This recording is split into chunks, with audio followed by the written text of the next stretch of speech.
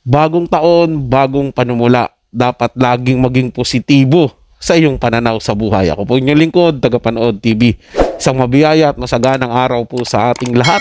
Welcome back po dito sa ating YouTube channel at Facebook page. Ngayong araw po ang ating pag-uusapan, bibigyan ng komento, reaction, opinion ay ang balitang Paulo Contes at Yen Santos may first baby na at yan po'y galing sa channel ni Showbiz Trend Update. Nasa description po yung link ng kanyang channel.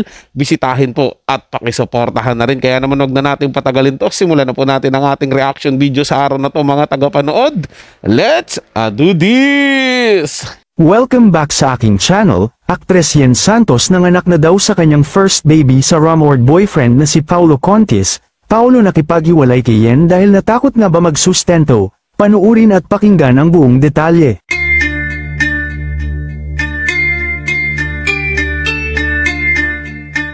Mabilis nang kumalat sa iba't ibang social media platforms ang balitang nanganak na daw si Yen Santos sa kanyang napapabalitang boyfriend noon na si kapuso actor Paulo Contes.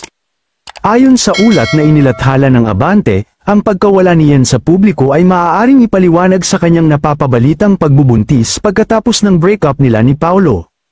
Ayon sa ulat, ipinanganak daw ni Yen ang kanyang sanggol noong Nobyembre at ang ama ay si Paulo Contes dahil siya lang naman ang napabalitang nakarelasyon nito noon. Sinabi rin ng Abante na nagpaplano na si Yen na maghanap ng pansamantalang mag-aalaga sa kanyang baby dahil magtatrabaho muli ito para may pangsustento sa kanyang anak. At kung totoo man, maaaring hindi makatanggap si Yen ng kahit anong child support mula kay Paulo dahil matatandaan noon na makapanayam ito ng King of Talkboy Abunda, ay inamin ito na wala siyang pinapadalang tulong pinansyal sa mga anak nila nina LJ Reyes at Lian Paz. Ni Singkong Duling ay wala daw talagang pinadala si Paulo para sa kanyang mga anak, dahil ayon sa kanya ay iniipon niya daw ang pera para sa future ng kanyang mga anak, kaya hindi niya ito sinusustentuhan. Samantala, matatandaan naman na inamin ng dating kinakasama ni Paulo na si LJ Reyes na third party ang dahilan ng naging hiwalayan nila ni Paulo Contes. Bagamat hindi niya binanggit ang pangalan ni Yen Santos ay marami naman ang nagkumpirma na si Yen ang dahilan dahil na rin sa mga sweet photos nila ni Paulo. Matatandaan din na bago pa mapabalitang nanganak na si Yen Santos, ay napabalita na noon na naghiwalay na sila ni Paulo, gayunman hindi naman sinabi kung ano ang naging dahilan ng kanilang paghihiwalay. Pero mariin naman itinanggi ng ina ni Yen na walang naging relasyon ang kanyang anak sa comedian actor sa kabila ng mga bali-balitang pagkakaroon nila ng relasyon. Samantala, may mga usap-usapan din na muling nagkabati sina Yen at Paulo, ngunit hindi pa rin sigurado kung nagpasya silang buuin muli ang kanilang relasyon.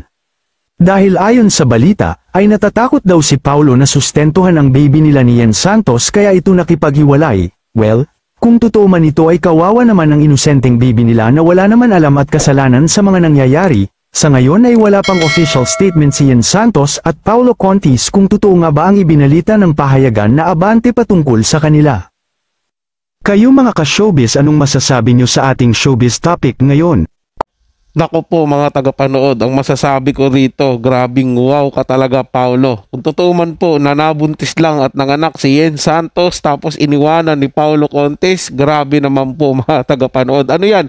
Nangongolekta siya ng mga bata tapos iiwanan niya na lang po ang kanyang anak doon sa nabuntisan niya na hindi niya bibigyan ng suporta. Naku, ilang babae na po kaya mga tagapanood? Comment nyo po sa baba kung ilang babae na ang naanakan nito ni Paulo Contes na hindi niya po sinuportahan. Kung totoo man po yung balitang ito mga tagapanood, nakakalungkot po sa part ng isang babae na anak ng alang pagkatapos naman ay iiwanang alang. So 'di ba? Sobrang napaka-unfair po talaga mga tagapanood. At alam ko po na merong anak to si Paulo Contes na babae. Paano kaya? Paano kaya mga tagapanood? Kung yung mga anak nito ni Paulo Contes na babae ay mangyari din po sa mga anak niya yung ginagawa niya po.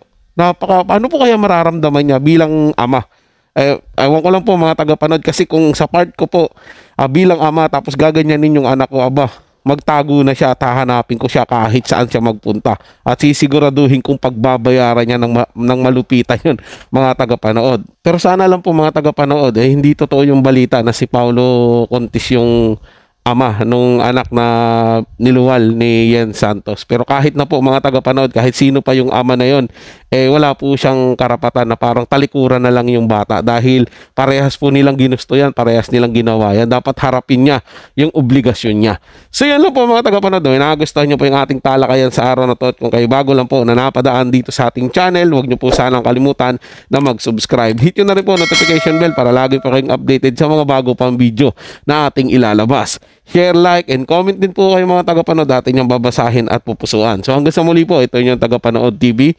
Komento at opinion lamang, wala pong personalan. Paalam po at mabuhay po kayong lahat.